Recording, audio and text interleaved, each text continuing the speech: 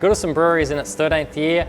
We're situated on Sand Road in McLaren Vale, halfway between McLaren Vale and McLaren Flat. The common thread in our beers is their drinkability, their balance. We want to produce a beer that you can continue to drink.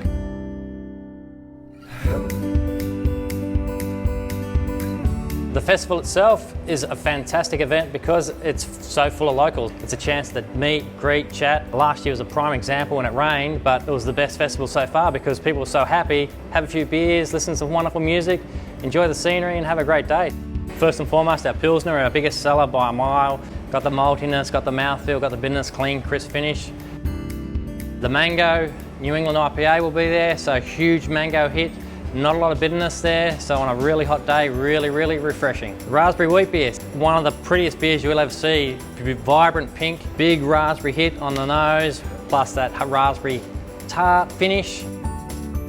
There might be another surprise, which I can't tell you here. You'll have to come to the festival and see for yourself.